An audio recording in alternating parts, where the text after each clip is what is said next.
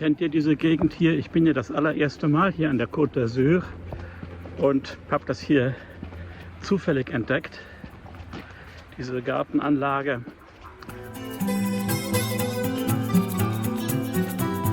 Ich bin hier an der Domaine du Rayol. Wie man sieht, eine elegante Villa. Das war es jedenfalls früher mal.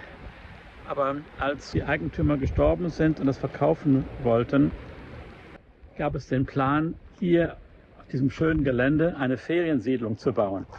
Da hat das Dorf aber gegen protestiert, hat eine Gesellschaft gegründet und hier eine Art botanischen Garten eingerichtet mit mediterranen Pflanzen, eine Art Freilichtmuseum, hier gelegen an der Küste zwischen Le Lavandou und Saint-Tropez. Und das Wetter hier Ende September könnte schöner nicht sein. Ich zeige jetzt mal einige Eindrücke hiervon. Gefunden habe ich das Ganze, weil ich die Drohnenkarte abgegrast habe, um einen Flecken zu finden, wo man die Drohne fliegen lassen darf. Das ist fast überhaupt nicht möglich hier an der Côte d'Azur, weil alles Flugverbotszone ist. Aber ich habe einen kleinen Bereich gefunden, wo man die Drohne fliegen lassen darf. An einem Aussichtspunkt hier in der Nähe, Point de Vue du Rayol. Und so habe ich dann auf der Karte geschaut, wo das eigentlich genau liegt. Und dann, als ich die Karte studiert habe, habe ich gesehen, dass ganz in der Nähe von diesem Aussichtspunkt, von dem ich gleich die Drohnen fliegen lassen werde, es diesen botanischen Garten gibt, diesen mediterranen Garten. Jetzt lasse ich mich überraschen und zeige auch euch einige Eindrücke hier aus dieser Gartenanlage.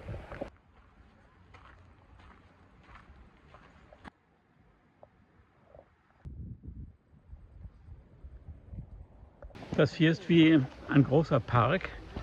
Es ist nicht so, dass hier überall Schilder stehen, um welche Pflanzen es sich handelt. Aber es gibt so eine Karte, die erklärt einem, welche Bereiche es gibt.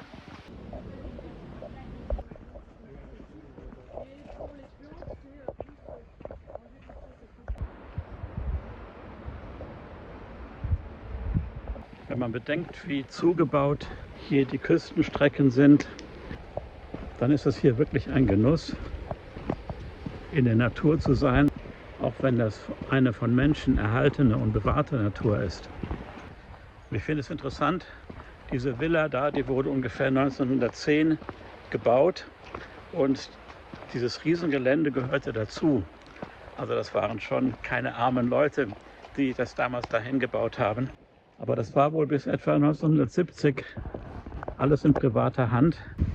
Und hier, das war vielleicht das Badehäuschen von der Villa.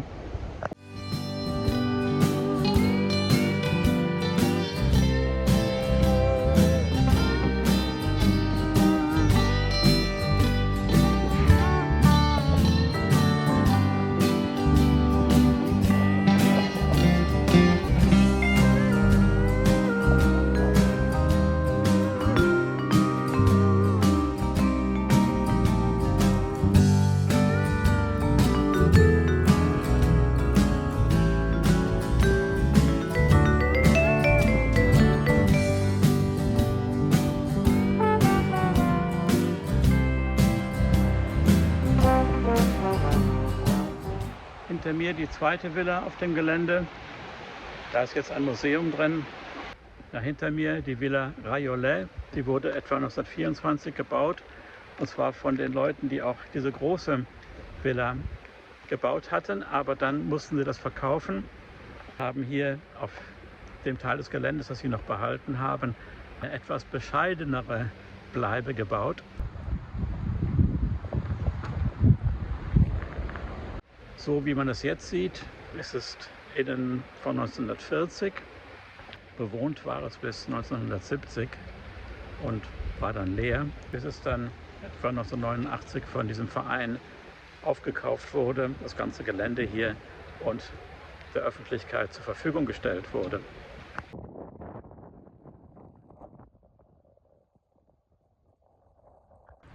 Villa Rayolet heißt dieses Haus. Ja, hier, das waren vielleicht die Dienstbotenzimmer. Hier eine Art Vorküche. Hier die Küche. keine schlechten Räumlichkeiten.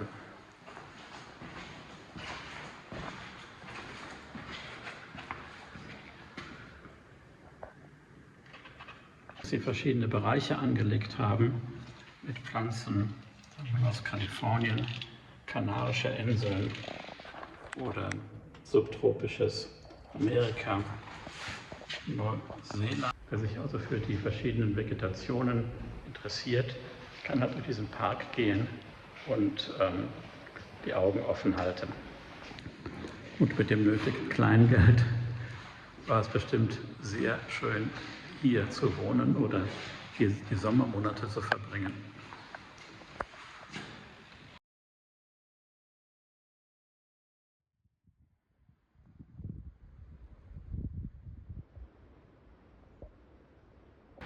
Die Gerüche hier sind gut. Hier ist natürlich kein Auto weit und breit und diese mediterranen Pflanzen riechen derart gut. Das ist auch das, was ich in Nordeuropa so liebe, wenn ich manchmal in botanische Gärten gehe, in Gewächshäusern, die dann so eine Glaskuppel haben mit mediterranen Pflanzen.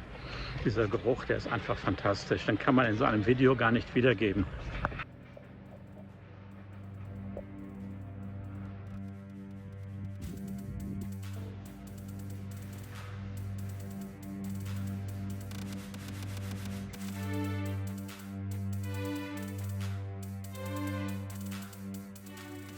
Verpflegung darf natürlich auch nicht fehlen.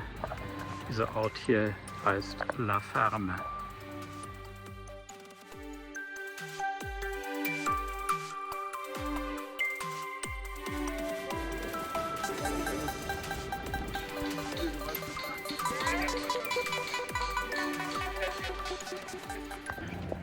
Kennt ihr diese Gegend hier? Ich bin ja das allererste Mal hier an der Côte d'Azur und habe das hier zufällig entdeckt. Wenn ihr Ähnliches kennt oder andere tolle Plätze hier an der Côte d'Azur, unweit von Saint-Tropez, die vielleicht auch nicht jeder kennt, dann sagt das doch bitte unten in den Kommentaren. Dann haben auch andere Leute was davon.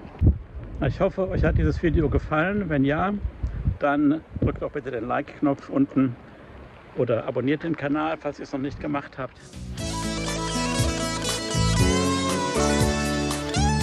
Danke fürs Zuschauen und bis zum nächsten Mal.